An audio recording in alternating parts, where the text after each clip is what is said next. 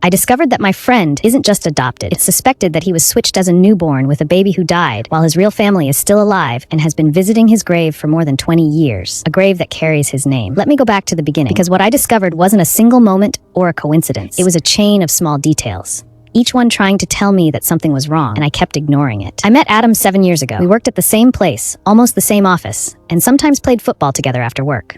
Our job was daily pressure. Either it pushes people apart or brings them closer very quickly. Adam was the kind of person you get close to effortlessly. Calm, smart, always smiling, but his smile felt like the smile of someone used to hiding a part of himself. We started going out for coffee after work, talking about everything: plans, travel, the future. But whenever the topic of family came up, his words were always strange. He never complained, never praised them. He talked about them as if they were a place he lived in, not people he truly belonged to. Once he said a sentence that stuck in my head: "I feel like I lived my entire childhood, but without ever feeling that it was mine." At the time, I thought it was just normal feelings. A lot of people feel that way. But over time, I started noticing things that didn't fit the picture. One day, Adam got sick and missed work. He asked me to bring him some documents to his house. It was the first time I had ever visited him. The house was perfectly tidy, clean, quiet, but there was a strange emptiness. The walls were full of photos, all of them of his older sister, her childhood, family occasions, trips. There wasn't a single photo of Adam as a child. I asked his mother a very casual question. "It's strange. Don't you have any pictures of Adam when he was little?" She paused for a second, longer than normal, then smiled an artificial smile and said, "He was a quiet child. He didn't like being photographed." The lie was simple, but the feeling it left was heavy. Something inside me said this wasn't a real answer. Months later, Adam started preparing for a job opportunity abroad.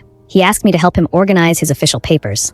We sat in his room, opening old drawers filled with forgotten files, certificates, documents, yellowed papers from the past. While organizing, an old file caught my attention. It looked different from the others. I bent down and picked it up instinctively. It was a birth certificate. I opened it and froze. The name written on it was not Adam's. The mother's name was different. The father's name was different. Even the hospital name was different. Inside the certificate was a photo of a newborn baby. Inside my head, I said, "Who is this?" But my intuition said something else. The way his family treated him, his constant feeling of not belonging, everything suddenly pushed toward one single thought. Could this be Adam? I looked up at him. He was busy on his phone, laughing at something simple, completely unaware that the possibility of his entire life was lying on a piece of paper in front of me. Still, I wasn't 100% sure. I told myself, maybe I'm wrong. I opened the file further. There were old medical documents and a short handwritten letter from a woman. I didn't read it all, but words like birth, pain, the baby, and one word stopped me cold: switching. Next to it was a large sum of money. I closed the file quietly and put it back where it was. I said nothing. I couldn't. That night, I didn't sleep. The question wasn't, is he adopted? The real question was, what does switching mean? Why is there money involved? And who is this strange woman? I started searching. Not out of curiosity, but out of worry. I searched old records, dates, hospital names. I contacted former nurses and doctors. I even paid money just to understand the truth. Every step I took revealed a deeper and harsher layer, until I reached something that broke me. The name of the strange woman I saw in Adam's file was listed in an old hospital record, and it was connected to the case of a deceased newborn baby. Date of death, 2 days after birth. A death certificate for a newborn baby. Same name, almost the same date of birth. The same details I saw in Adam's file, but this time, written officially. That's when I understood. Adam was never registered as alive. He was registered as a baby who died, and the baby who actually died lived under Adam's name. As for the real Adam, he was switched at the hospital as a newborn and taken to another family, while his real family spent their entire lives visiting the grave of a child who was never actually him. And the most painful part of all, that strange mother had tried to get pregnant more than 5 times and failed. Years of waiting, pain, and suffering until her child finally came. But her joy was incomplete. She lost him as a newborn, or so she believed. I sat on the chair, opened my phone, and stared at Adam's photo for a long time. His smile, his calmness, his constant feeling of being out of place. Everything suddenly made sense. And the hardest question was, how do you tell someone that his name is written on a gravestone while he is still alive, that the family who raised him is not his real family, and that his real family might still be alive? And that's where I stopped. All my thoughts revolved around one thing only. The truth must come out, no matter how painful it is. Adam deserves to know, because he is a very good person. He doesn't deserve this betrayal. He doesn't deserve the pain he lived with without understanding why. And he doesn't deserve the pain he might live with after knowing the truth. I kept thinking, is ignorance more merciful, or is the truth, no matter how painful, his right? In the end, I told myself, I won't confront him now. I won't speak until I'm 100% sure. I will search more, I will gather every piece of evidence, and I will look for Adam's real family, because the truth must never come out incomplete. And because Adam, no matter the outcome, deserves to know who he is and where he came from. When I finally decided that the time for the truth had come, I didn't hesitate. I went to the nurse. The meeting wasn't easy, and it wasn't free. After a long hesitation, she finally handed me Adam's full hospital file, exactly as it had been kept all those years. It was a heavy file, not because of the papers, but because of the secrets it carried. After that, I began seriously searching for Adam's real family. I searched everywhere. I used every connection I had, even friends working in security. I I asked about names, old records, families that disappeared or changed locations, but nothing came up. Not a single piece of evidence proving whether his real family was still alive or not. Despite all that, I didn't give up. One idea stayed clear in my mind: the cemetery. I went there searching for the child's grave. A long search, many names, similar dates, until I finally found it. I stood in front of the grave, and that's when the shock hit me. The flowers were fresh, new, as if someone had been there very recently. I looked around quickly, searched the area, but there was no one. Then I noticed the cemetery guard. I asked him, "Who placed the flowers on this grave?" He looked at me and said calmly, "A woman. She comes almost every Saturday. She's been coming for years." I asked, "Do you know who she is, or how she's related to the child?" He shook his head and said, "She never told me who she was, but the grief she carries never fades. It's clear she's the mother." At that moment, I no longer doubted. I was certain this was Adam's real mother. I thanked the guard deeply because without realizing it, he gave me the most important lead in this entire story. A living truth, one that breathes, grieves, and visits the grave of a son who never truly died. From that moment on, the question was no longer, does the truth exist? It became something far more dangerous. What happens when a dead name meets a living face? Because somewhere out there, a woman is still mourning a child she believes she buried, while that child is alive, walking under a different name, unaware that his real life has been waiting for him at a grave. And now, I carry a truth heavy enough to destroy 2 lives, or finally, give one of them back. The only thing I know for certain is this: soon, Adam will have to stand in front of a grave that carries his name, and decide who he really is. After I made sure of everything, I knew the moment of escape was over. The truth was now clear, heavy, undeniable, and it had to be told. But before I could face Adam, I had to face her. The woman who had spent 20 years mourning a son she believed she had lost, without knowing he was still alive. I went on a Saturday.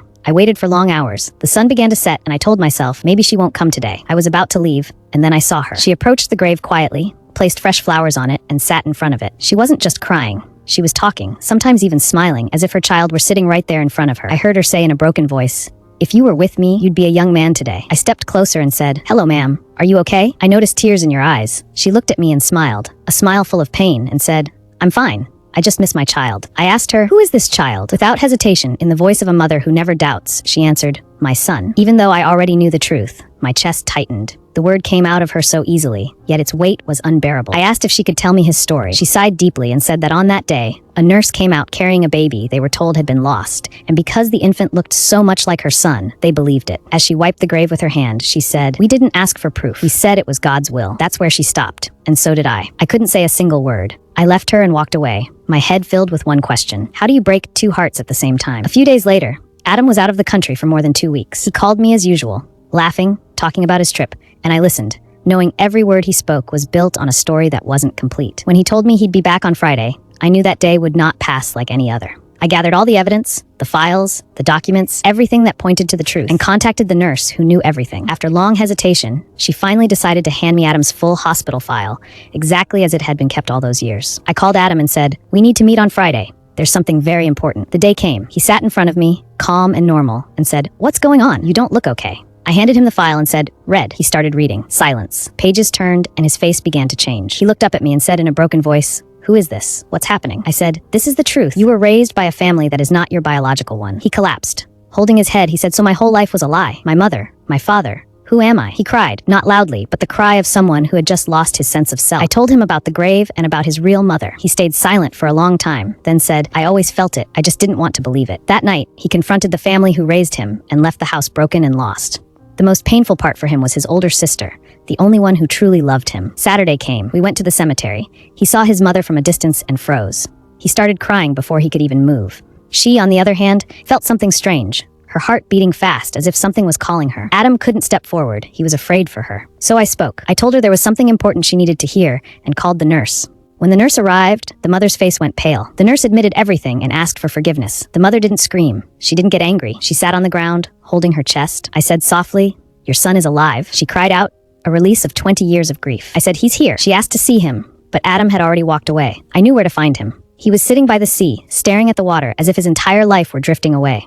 I brought his mother with me. He heard a trembling voice behind him say, "My son." He turned around, and in that moment he became a child again. He held her tightly and cried like never before. Tears of pain and tears of relief. He said, "Forgive me. I didn't know." She held him and said, "What matters is that you're here." That night, Adam made his decision. He told his real mother, "I am your son, and that will never change. I need to live with you and make up for every year we lost." Then he added, in a broken but steady voice, "But I have a sister. She never lied to me. She was my support. She was my mother when my mother was gone." Adam chose to live with his real parents without cutting the bond of mercy with his sister from the family that raised him. He chose not to punish an innocent soul for a mistake she didn't commit. He chose to be a bridge between 2 truths.